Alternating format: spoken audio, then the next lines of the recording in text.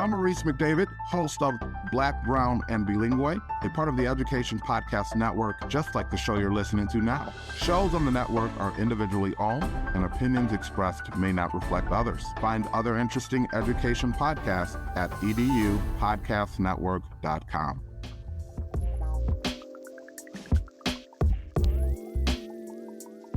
Hello, everybody, and welcome to another great episode of My EdTech Live. I am your host, Fonz Mendoza, and I am so excited to be here with you on this wonderful Monday evening, or it could be well into Tuesday, or depending on where you are in the world. If you're live with us and catching us, thank you so much, as always, for all of your support. We really appreciate all the likes, shares, and follows, all the love that you give the podcast. We really appreciate it because this is a labor of love. As an educator, our mission is definitely to connect educators and creators one show at a time. So I am excited for today's conversation, and I am excited to be able to speak to an amazing guest that we just, barely really recently actually connected on Twitter, but who has been doing some great stuff in the AI space, and obviously having some awesome conversations and back and forth on Twitter, and really, asking the questions and probing and challenging and so on. And I'm just really excited to have Logan Greenhaw on the show today. Logan, how are you this evening? I'm great, Fonz. Thanks so much again for inviting me to be on this show. I've been listening to this podcast for a while, and I think you're having the really important conversations we need to be having right now. So thank you so much. And how are you tonight? Oh my goodness. Thank you. I really appreciate it, Logan. And I am doing excellent. I just finished downing a little double espresso. And so I am caffeinated, I am energized. And most importantly, because we are talking about ed tech and one of my favorite topics right now. And actually, it's probably one well, the topic that is really in everybody's tip of their tongue, talking about AI in the education space. So I'm really excited to get that conversation going. However, before we get started, Logan, for all our audience members that are checking us out live or will be checking us out on the replay, can you give us a little brief introduction and your context in education? Sure. So I am an eighth grade English language arts teacher at a public school in Hendersonville, North Carolina. I'm actually a beginning teacher. I started teaching just last year, and even in that context, I started out as a TA in a classroom for children with exceptional needs, and then transitioned midway through the year to an English language arts classroom. And so this year actually is my first real full year of being a teacher. So that's my primary context. And secondary context is I'm also a web developer.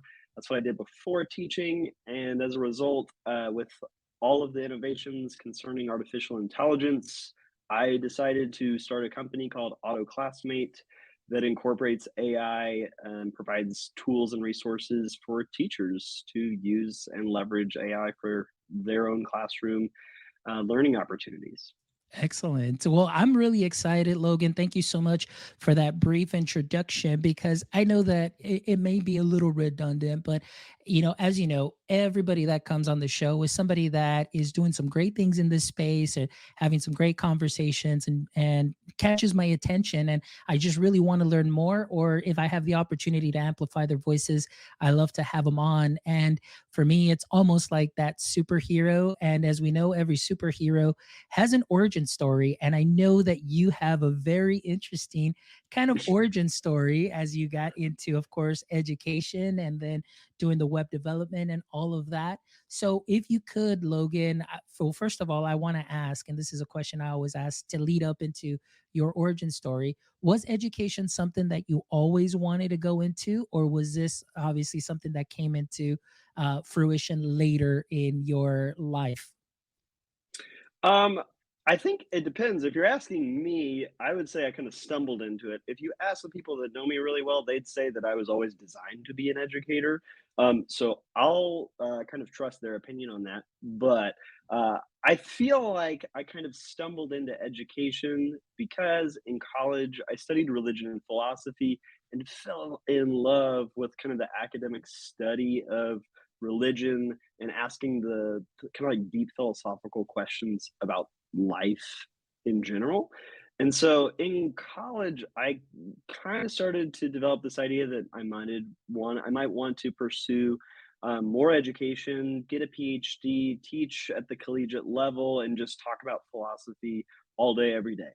Um, then after I graduated, I got married to my beautiful wife Morgan, and she and I are also avid outdoors lovers. And through hiking the Appalachian Trail, which spans from Georgia to Maine in the United States, it's 2,200 miles. We decided we wanted to hike that from start to finish as soon as we got married, which is what we did in 2016. After we finished that, we kind of took a year off to figure out what our next steps were, pun intended. And we decided that I was going to go to grad school to see if, like, I still had that drive and desire to pursue further studies. And in that process of going through a master's program where I continued to study religion and philosophy, I realized that I did not really want to pursue a PhD. And through many conversations with mentors and with my family, realized that like I really just wanted to be a teacher, but I didn't have a degree in education. And thankfully, that kind of gets us up to last year where a school decided to hire me on as a teacher's assistant. And next thing I know, I'm in basically a lateral entry program, taking classes right now to get my full license as a teacher. And really, I'm thankful that that's the way that the journey kind of went, because it was not super traditional, but was really kind of full of twists and turns. And I'm thankful for all those steps along the way. That is a great, great story. And, it's very, it resonates with me a lot because obviously education was not my first choice, but it was something that later came on. And I am with you on that. I'm thankful for the way things worked out. I really appreciate the fact of where I am in my career. Now, 16 years later, I'm still in education and I never wanted to be an educator. But again, very similar way. Like I absolutely loved teaching. Like I would, always learn things and want to share. And so very much like your friends, I definitely agree, and then going into religious and philosophical studies, I mean, you're learning a lot and you're learning from teachers. And then I'm sure that you also had to teach that in some way, shape, or form. So it all goes hand in hand. And I'm really thankful too that you are definitely in the education space because now you also have a different viewpoint, a different perspective coming in from the non-traditional education route and coming into education. It's always great to kind of see things, from those perspectives as well. So that's wonderful. And one thing that I do want to say too is the fact that when you stated that you always kind of ask those deep questions, during your philosophy classes and started questioning things. It's really reminiscent of what I see on your Twitter feed also because you're questioning, obviously we're questioning the AI. I question a lot of things too, there's definitely a lot of good. There's definitely, some bad characters, and there's definitely some things that we need to be watching out for and really having those honest, truthful conversations instead of just really blasting everything out, but just taking some time and reconciling, meeting in the middle and seeing, okay, all the good, there's some of the bad here that, and we just got to have to reconcile that. So I know it's been great to engage with you on Twitter and talking, and now we get to have a chat here. But not only that, we also get to chat about Auto Classmate, which I know I've been checking out, and I'm all about enhancing learner experience and teacher experience. So we'll get into that in a little bit. But for right now, I just simply want to go into obviously the topic of conversation, which would be AI. And so initially, we know from December on, the education landscape has not been the same. And for yourself, having that web developer background too, as well, and now going into education, I want to hear things from your perspective and maybe from your area or your district. What were some of the initial reactions as soon as we started seeing just AI come out and being very just, forward facing in our faces? Um, can you give us some ideas, and just maybe some anecdotes of what you saw? Sure. Yeah. So, really, it felt like it took a little bit of time before, at least my specific school and in the district, we started to like notice and have these kinds of conversations. And even still, like, it is very much so an emerging conversation. I'm at a specific school where my principal is actually very well aware. He's been well aware of the like potential ramifications of things like ChatGPT and has been following the news even before December. So he was aware, which I've been thankful for because I've been able to have very honest conversations one to one with him about, like, hey, what do I do in a situation where a student might have used ChatGPT to turn in an assignment, which happened to me in January. I had that suspicion, and what we realized is like we really need to have some sort of policy or at least a conversation so that teachers start to become more aware of what is possible and what students have access to and what they might be using to assist them in what we would consider a learning opportunity. So it's been a slow conversation, but it's starting to kind of gain traction as things are becoming much more public and hitting the news. And I think that kind of over the next couple of weeks, specifically, our school, our district are coming up with, more robust answers to these like really serious questions that we all should be asking about AI and how it's impacting not just middle school English language arts, but like education as a whole. Yeah, absolutely. And that's something, like you said, it kind of, what you shared right now also kind of goes to show, like you said, there are some districts or maybe even some states that are still kind of really late in the game or are just seeing some of this or seeing some of these tools come into the classroom or hearing about it. So it's so interesting because I know within our Twitter space, our education space, I mean, that's all we talk about. That's what's out there right now. I know I've seen a couple of people just kind of said, I'm on so many waiting lists right now that I'm just kind of taking a step back and just kind of like, waiting for kind of all this to kind of play out a little bit and see those things. And, so we've got that where some people are already a little bit overwhelmed. There's others that are really taking off with it. But I love what you're saying that your district, and we kind of talked a little bit about it pre chat, that there are some districts that are starting those conversations, some that are a little late in the game, but others right now, because I told you a little bit that usually right now, late March and till the rest of the year, it's state testing season. So either a lot of administrators and superintendents are kind of putting this off by the wayside. And like I mentioned to you, sometimes they think that this will kind of just go away and take care of itself. But the AI just keeps getting better and better, and so many more tools that are coming out, very quickly. I wanted to ask you though, too, with your background in web development, maybe has your district maybe reached out to you to kind of see what you think or ask about your experience and maybe being part of that conversation as far as what you will do moving forward?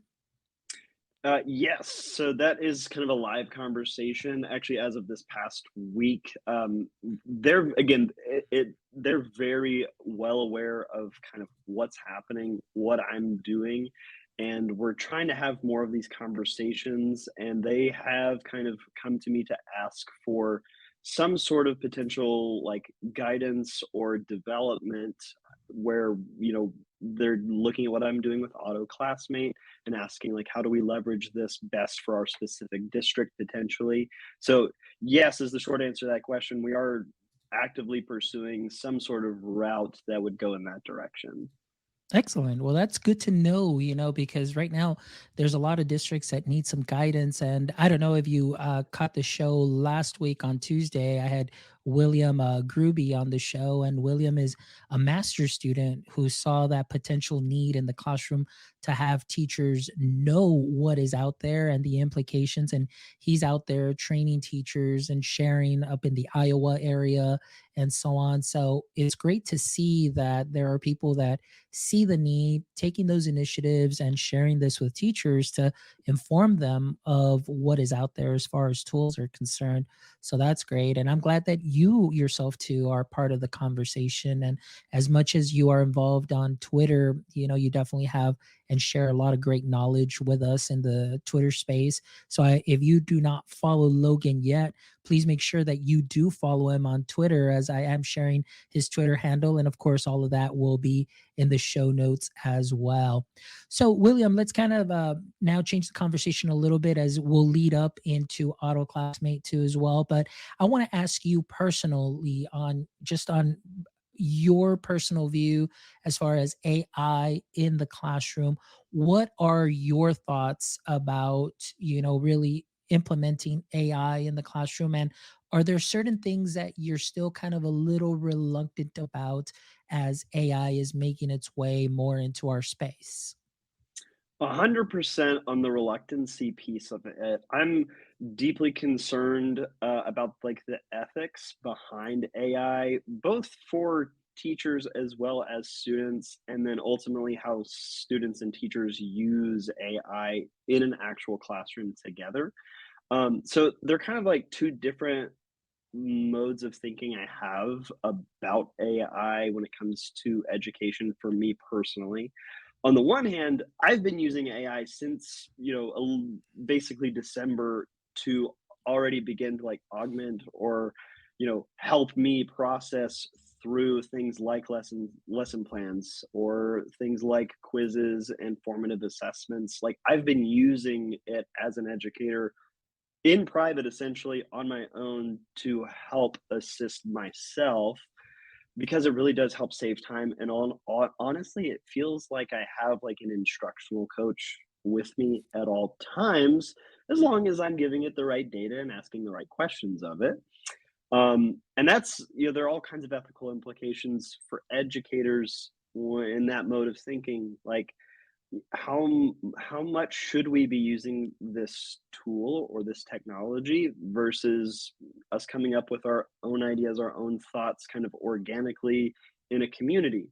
I'm really thankful because my English language arts professional learning community, we're all aware of AI and we're using it to like expedite all kinds of processes and make them better. So it frees us up to spend more time on other more meaningful types of things that involve, generating real relationships with students. So that's like one part of it. And then the other piece is, okay, students are using this. I've seen it. I see it weekly or daily at this point. I think it's really cool, but I have a hesitation about being like, yeah, go for it, y'all. This is awesome. Because I don't always know like what is the actual right thing to do. How far should we allow students to go with this technology on their own without our input or guidance? And that's a tricky situation and a really important question. And I care deeply about ensuring that students and educators are aware of these ethical implications, things like data privacy, and about algorithmic bias, which are two things you talk Mhm. all about.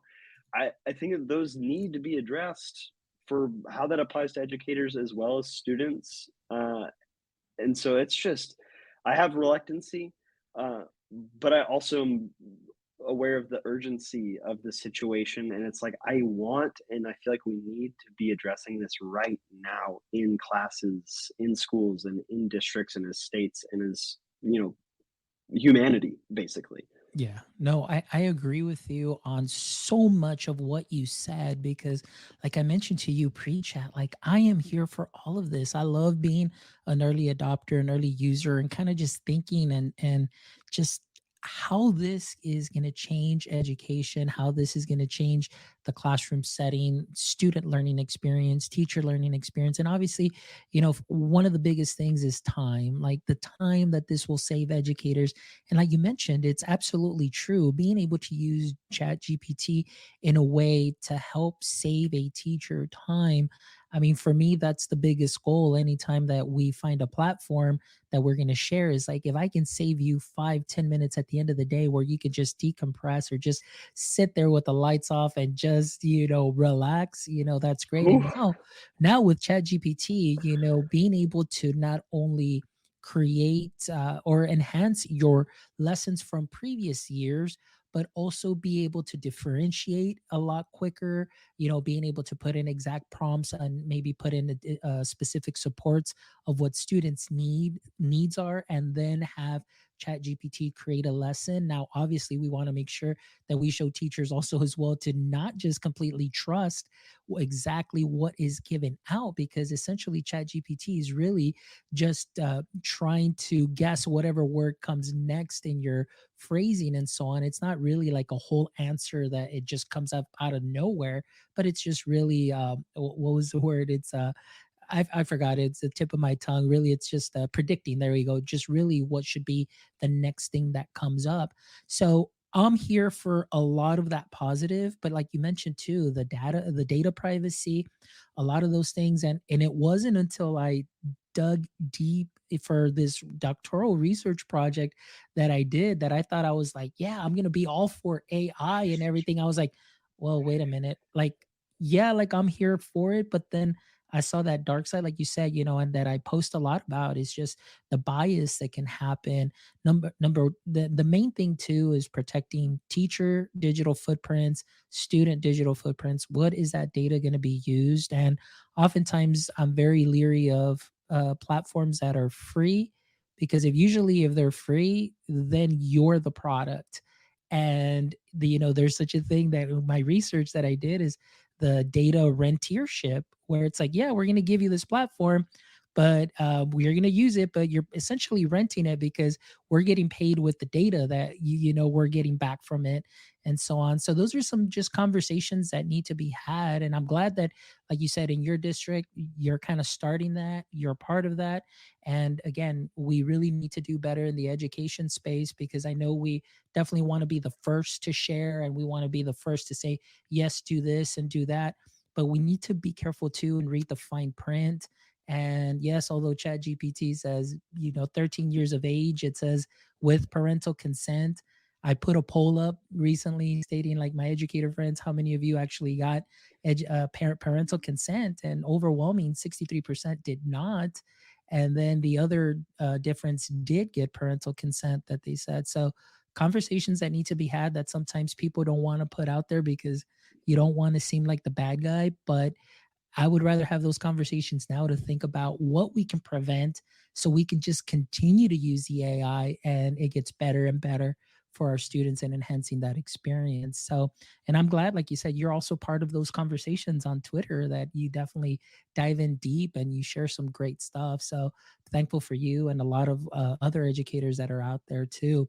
So, going now a little bit, diving in deeper, we talked about, or we're going to talk about Auto Classmate.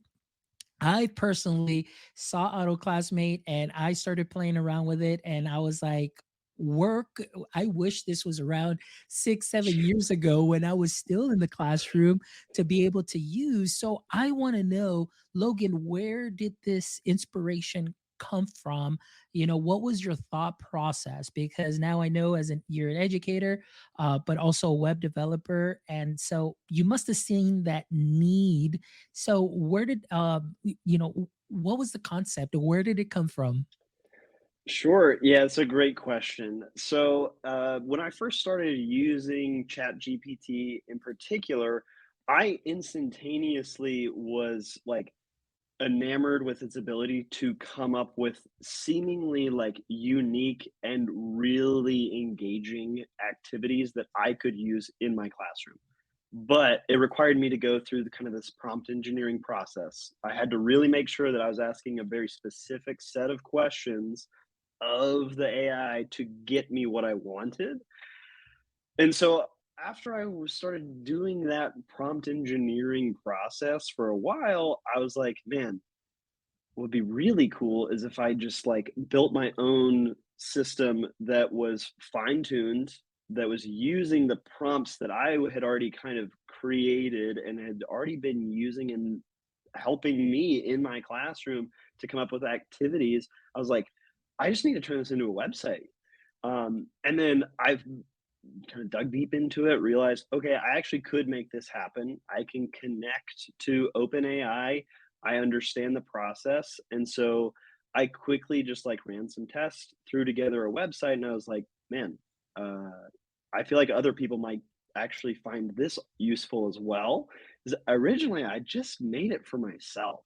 It was like, this is just one way of me streamlining my own process that I had in mind, and I thought this could really be powerful for others. So the reason, again, I started using ChatGPT originally was to create more engaging activities in my classroom, because I believe that like that's what an educator's job is you're creating engaging learning opportunities for students. And as an eighth grade teacher, my biggest struggle, my biggest difficulty on a daily basis is just like holding their attention. And what I have to have are like multiple dynamic, unique, kind of abstract, off the wall activities.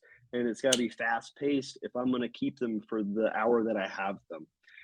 So I now have created AutoClassmate to hopefully provide those tools and resources to other educators around the world. And that's kind of my hope of where this might be headed. I really love this, and actually, while you were answering your question, I do want to give a shout out to Brent Manuel, who is joining us. Also, I know he's here from Ottawa, Canada, and he tells us he does use AI for blog posting. But he also says here, AutoClassmate is great, and he uses it every day. So thank you, Brent. Also, and then we've got Eric also who's joining us. Powerful point, on some of the things that you mentioned. So thank you so much for those of you that are participating in the chat.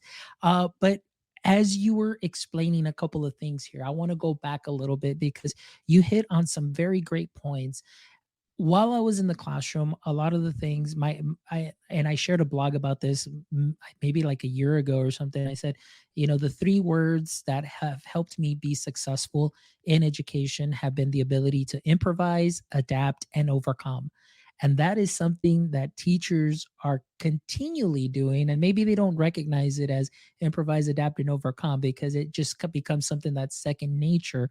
But what I love that you said with something like Chat GPT and AI tools, and obviously AutoClassmate, because I'm going to share the screen in a little bit, the ability to, let's say, take a lesson, and sometimes maybe that lesson doesn't quite go the way you think it's going to go maybe for that first block, but how can you immediately just not get down on yourself and say, okay, how can I make it better for second block or third block or whatever?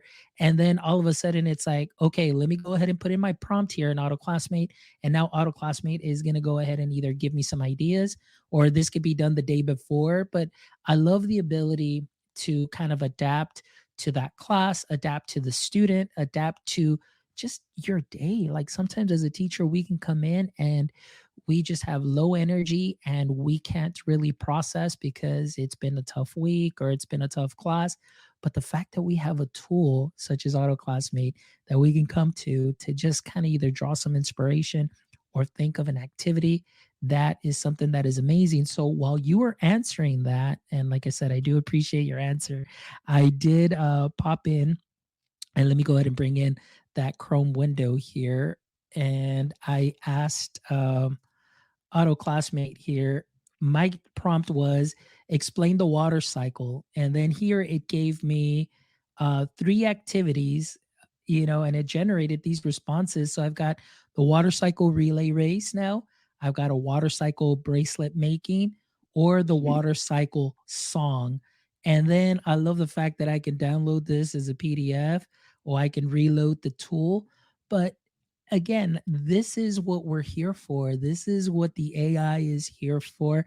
And I'm not saying that this is completely to substitute a teacher or replace a teacher, because one of the things that you mentioned was that connection with students. The AI cannot make that personal connection. The AI is not going to be able to tell when your student is having a bad day, they didn't eat breakfast, they didn't get a good night's sleep, maybe they're having some issues at home. The AI is not going to be there to comfort that student while you're there visibly being able to help that student cope with what they're going on the day to day. However, as a teacher, this tool right here for us to take maybe and reflect on a lesson that we did that day and say, how can I take it to that next level? And a tool like this comes about.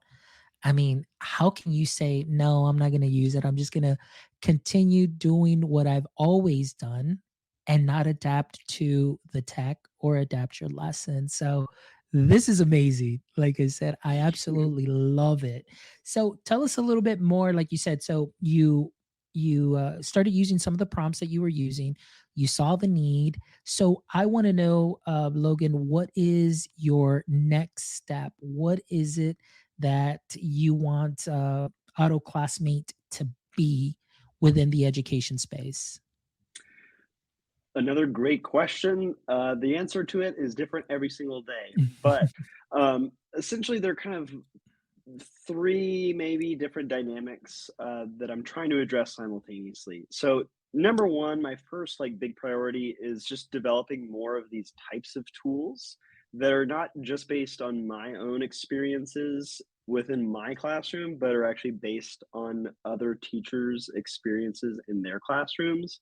I've been really thankful for Twitter because I've been able to develop some connections with other teachers to ask like, hey, you're using AI.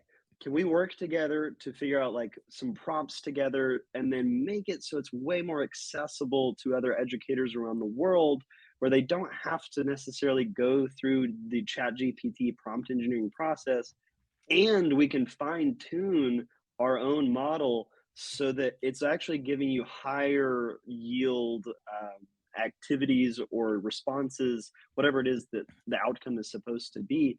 If we can work together around the world to make our questions more powerful that we're asking of AI, then I think that it's kind of a win-win-win for everybody. But my goal is to build those types of tools. And right now, kind of the most immediate next step is I am going to be launching very soon, basically a full integration with ChatGPT. So, like that screen that you just shared, what people will soon have access to is a fine tuned version of ChatGPT that acts like an instructional coach or an educational coach where it knows the content that's on the screen. It knows things like state standards, curriculum outcomes, classroom management strategies. It knows all of that. And whatever activities or responses it just generated that you can ask questions to, and then it'll ask questions back to you. So it's like having a professional educator, hopefully, right next to you that can give you kind of the process of what it would be like to have a human being asking you really powerful questions and guide you through, making a lesson or an activity more engaging, more meaningful, or more connected and aligned with a specific standard or learning objective. So that's kind of prong one is AI tools, make them more robust, make them more unique and available to teachers. Prong number two is I really am interested in like cultivating a blog space where we're featuring voices of all kinds of backgrounds with different opinions about AI, how it actually could impact the classroom. I really value amplifying voices, much like yourself, that are from all over the world of different backgrounds and cultures so that we're not just creating an echo chamber of the same type of ideas over and over again. And then the third kind of prong I think is ultimately turning this into some sort of actual tool that could be used simultaneously with students in some kind of way. One a really great example that I've been working on alongside an educator I met on Twitter is basically like a fine-tuned version of Chat GPT that would be basically act like a debate partner Yeah. where students can just debate with it, and it'll, offer rebuttals to all kinds of arguments. So that's like one of the tools I have that's in the works that could technically be used, I think, in a classroom setting real time. I think things like that could be really powerful. That's where my hesitation comes in, though, is when it starts to be used with and alongside students. That wasn't my primary objective. Primary objective was how do we serve educators around the world to the best of our possible ability. No, and I love everything that you said, because it's so important. I love it. And it's great that it's a teacher has that personal assistant there, that additional support. You pop in the question. The one thing that really kind of made my eyes light up was the fact that you mentioned state standards. And I know that there's a lot of AI tools out there right now, but the fact that maybe obviously because it's generative and it's just predicting what the next word will be, but I think that once you start, you know it starts really getting to know the standards or get fed the standards, that can help so much. Because if I go in there, I can go ahead and pop in something, but it's going to give me something generic and not really what is for my needs, for my students, for those standards. But I think, like I said, it's going to get better and better each time. But I think that once it gets, those standards aligned, and we start seeing those answers, that could be a huge game changer, especially here in Texas, where everything has to be standards aligned. And if you don't include state standards in any of your products, good luck getting into the door of any district. But I think that you mentioned something that you mentioned was something that is great. And I love your vision for this, that it's meant for teachers, not necessarily the students at all whatsoever, and we need to be very cautious. And I love the fact that really you're just being open and honest and safeguarding our students, and making sure that they're taken care of. We know that, they're going to leave a huge digital footprint. And I know that many of them are going to be using this tool. And a lot of people say, well, they're already using it at home. I know. I mean, but we, let's control what we can to keep them safe, and obviously have those crucial conversations with them, talking about them, talking about digital citizenship and the importance of that, and the type of data that you're putting in, and making sure that they remain safe. But I absolutely love what you have here and what the future looks like. So what I want to do too is I want to bring this back up so we can share with our audience here what you have available right now as far as the free tools that are here, and you have something that's coming up here as well. So I love you have the would you rather question generator, the activation and engagement activity generator, which is what I used right now, and then the lesson plan and activity forecast tool. So Logan, can you walk us through some of these tools? And for our audience members, I know that are going to be listening, at least they can listen to what is here and what is being offered and what the goal is within the classroom use. So let's start off with the would you rather question generator. Yeah. So, would you rather questions or like a very personal subject to me? I absolutely adore asking would you rather questions to my eighth grade students because they love them. And it's like almost a guarantee, like peak of interest. I'm going to have their attention when I ask these questions. And I built that tool again. It was for me. I was like, I've gone through what I am aware of every single possible list on the internet of would you rather questions. Like I've read them all is what I convinced myself of. So I was like, let's leverage AI to make new ones. And let's make it so that they could actually be on topic because I really like crafting warm ups in my class that are like subtly hinting towards where the rest of the class is going to go. So, if I want would you rather questions that are about identifying the theme of a poem, I can ask it for absurd and hilarious would you rather questions related to the theme of a poem and get 10 hopefully random, absurd, hilarious would you rather questions that I can then throw into um, my warm up or just random brain breaks in the middle of a lesson and hopefully get some attention, get some interest right out of the gate. this is a really fun tool for me, and I don't know of like if it's a widespread need of having a would you rather question generator, but uh, I know a lot of teachers at my school love would you rather questions. So if it serves just one, then I'm happy that it exists. But I use that, at least twice a week, probably just for the kicks. I really enjoy that one. And it really it serves the purpose of what we're talking about here in our show, which is just crafting engaging classroom moments with AI.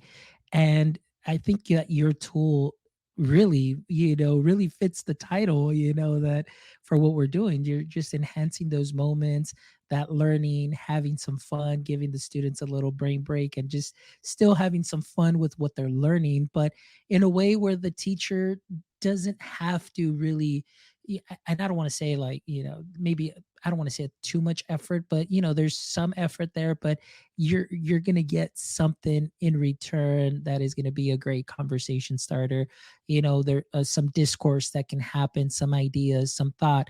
You've got collaboration, critical thinking, creativity, communication, hitting the 4 C's with just an activity like this. And oftentimes I feel that in many classrooms there isn't enough dialogue, there isn't enough discourse. And so something like this is very useful. So I definitely love that. So now after this, we've got the activation and engagement activity generator, which is the one that I used while you were answering one of your questions and asking, learning about the water cycle. So for our audience members, can you describe this tool and what your thought process was when you created this one? Sure. So this is actually kind of the first tool that I built that was directly kind of going back to what I mentioned earlier, a prompt that I had engineered a while back that I was using regularly with ChatGPT to create just more engaging activities with my students.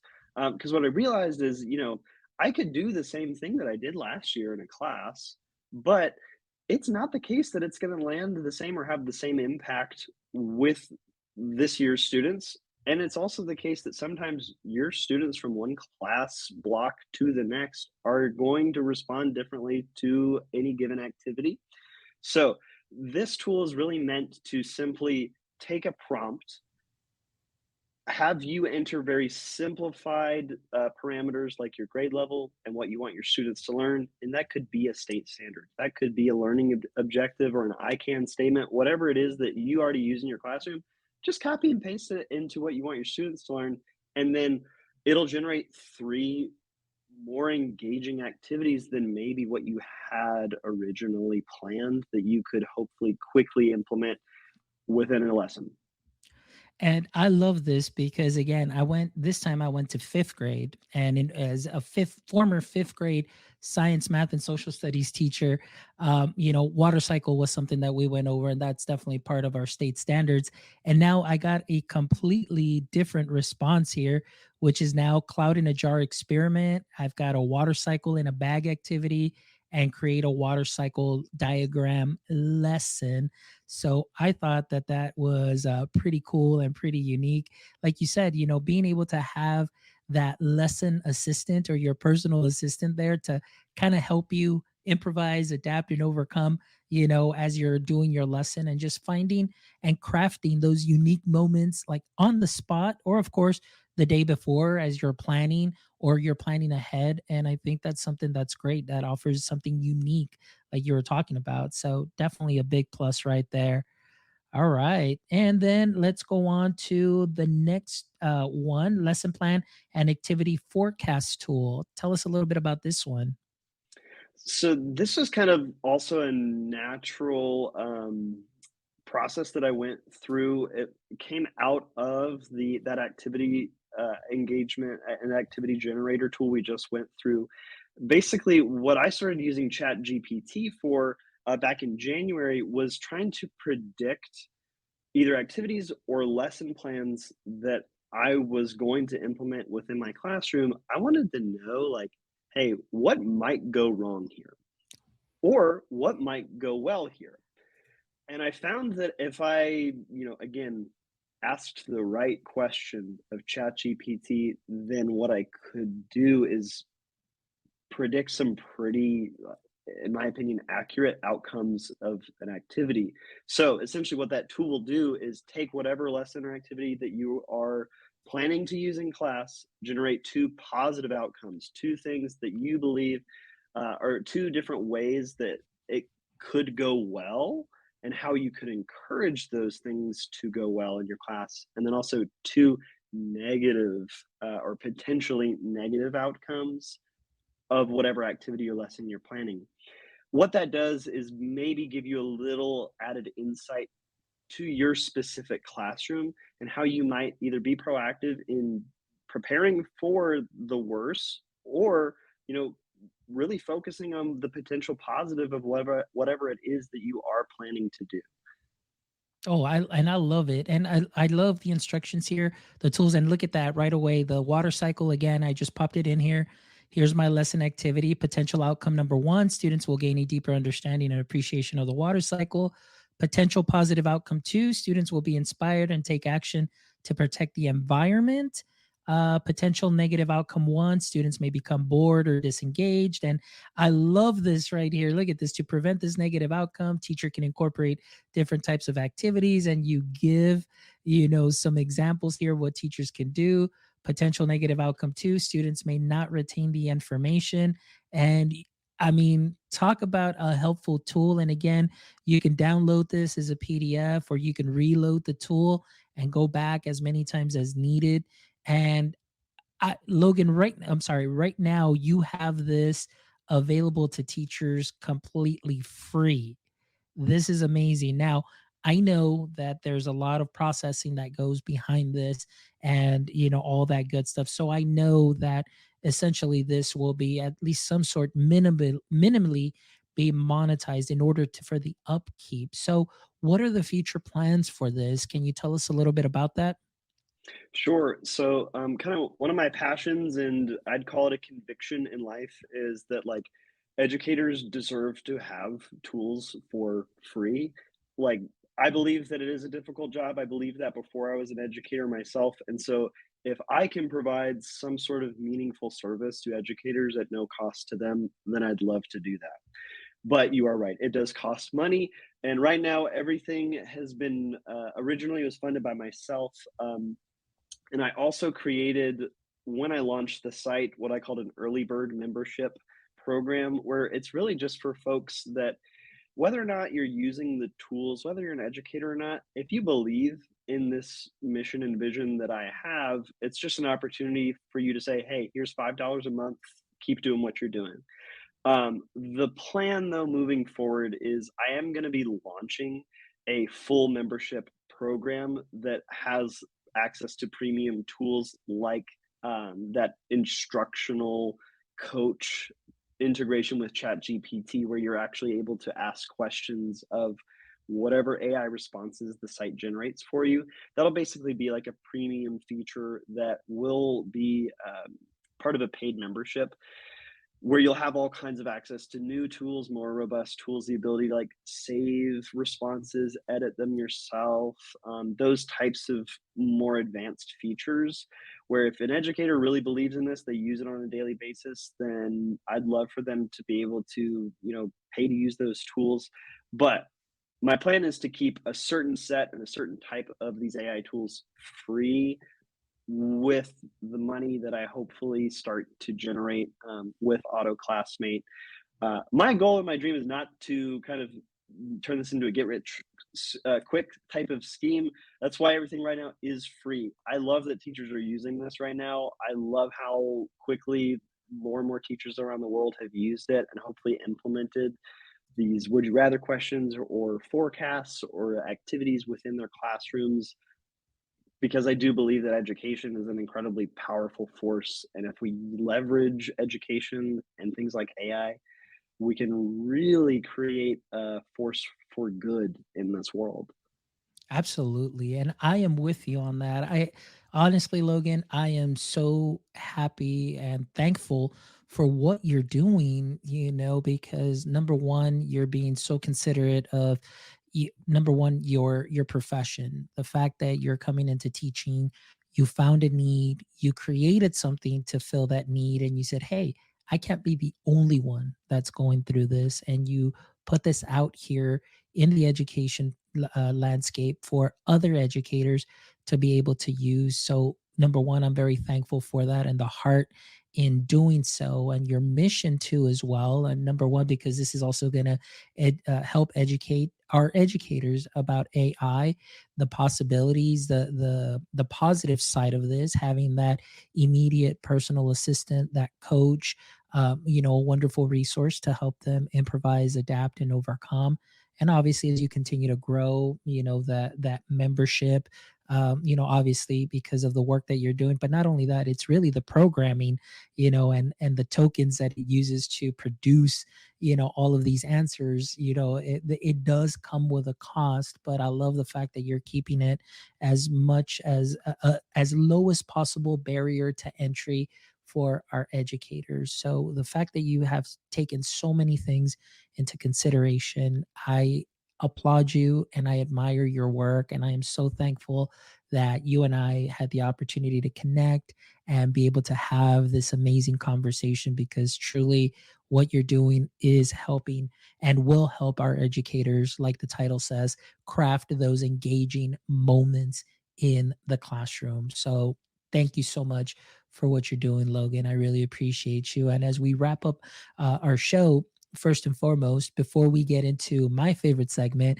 which is the last three questions, which the fact that you mentioned EduCryptonite in the pre-chat kind of makes me happy that I was like, oh, he's watched a show or two.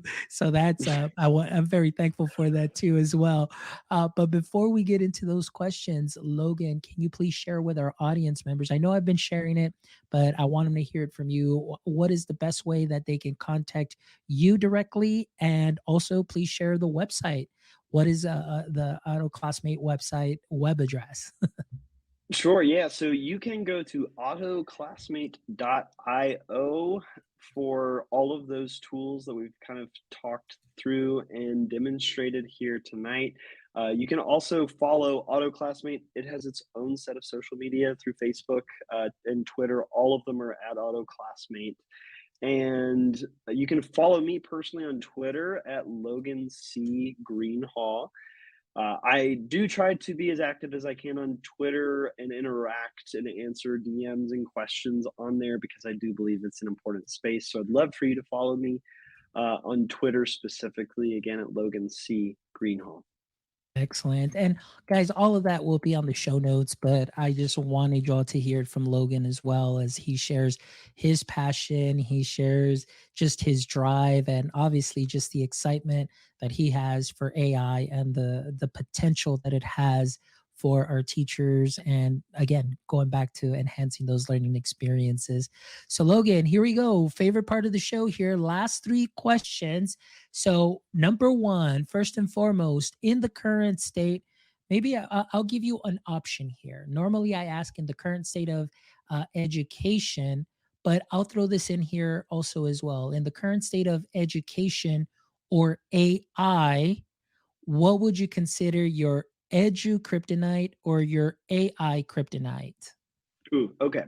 So I'll start. The AI kryptonite is, I, I really do believe that we need to have these conversations now. And the thing that kind of causes me to stumble is when either teachers are saying, you know what, no, let's just shut this down, not talk about it, act like it doesn't exist. That frustrates me, and it causes me to kind of just have some frustration because I get it, I get the hesitancy, and I understand it, but I also really care about making sure we do this and do it well and ethically. Um, Education as a whole, as a beginning teacher, it's really just like learning how to, manage people and manage time, just management in general. Is it's like it feels like there's so much happening all the time. Just like how quickly AI is moving, it feels like that when you walk into a school building. It's just like I don't know what to do, and it can be really overwhelming. So I just always am trying to figure out how to manage.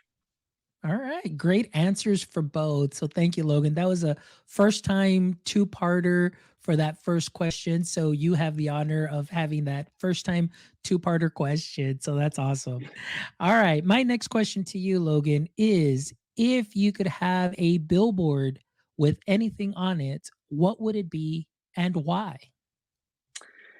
So this is a tough question. You can ask my wife Morgan because I've asked for her answer on this a few times this week, and I don't know the best one. But what I think I'm landing on is part of the mission of Auto Classmate. If you go to our mission page, you'll see something about what I believe the power of education can be. On a billboard, I'd really just keep it simple and say something like, "Education can help save the world." Because what we've noticed and what studies are telling us is that as education goes up, as more and more folks become educated, as graduation rates increase, as more years of education increase, we see things lower like poverty rates. We see violence decrease. We see access to clean water increase. So if we care about global issues, we should care about education.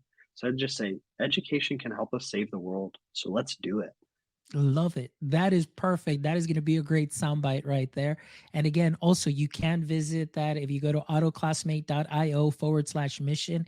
You can definitely check out that mission. And it's definitely a great mission that Logan and AutoClassmate are, really shooting for. So definitely great. Thank you so much. And my last question, Logan, let's say that this was the Logan Greenhaw podcast, or maybe the Auto Classmate IO podcast, whichever comes first or however you like to name it. But let's say that I had the honor to be a guest on your show. What might be one question you'd like to ask me? So I'm going to ask you the same question that I asked my eighth grade students on day one. If I gave you $1 million right now and you had 24 hours to spend every last penny of it, but you can't invest it, you can't save it, and you can't give it away, what would you do with the money?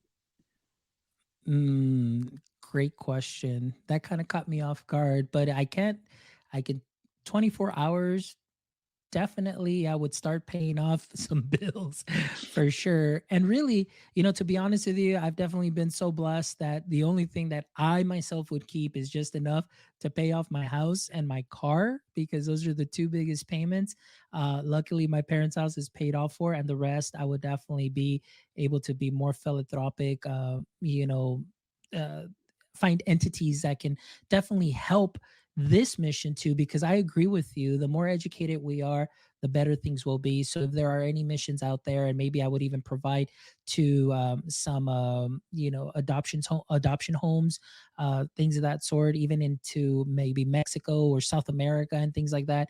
Build, places for kids that need just to feel loved, or a safe space for them. I would definitely do a lot of investing in that and try and change their life and their world, because I don't want them falling into the same cycle. I want them to know that there is hope and they don't have to fall in that same cycle, that they could be that change that can spark themselves and their future generations for better. So that is probably what I will do. And that really takes care of everything right then and there. I would find those organizations quickly because I only have 24 hours to do it. Excellent. Well, that's a great question. Thank you so much, Logan. I really appreciate you. And this conversation has been very fruitful. My heart is full. My bucket is filled, because obviously we talked about tech, we talked about AI. We definitely got your perspective and the work that you're doing. And I love that you're finding that balance for both. You see the positive side, but you're also very cautious in protecting our students, our teachers, as well, as they both leave digital footprints and so on. But thank you for considering that, because oftentimes it all that falls by the wayside, and it's all about just, let me get this out there, and it doesn't matter what might happen. Thank you so much for really thinking about those things, and obviously your mission. And I definitely, guys, please make sure you check out Auto Classmate. Make sure that you support him. Logan's got a great heart, amazing intentions, a wonderful guy.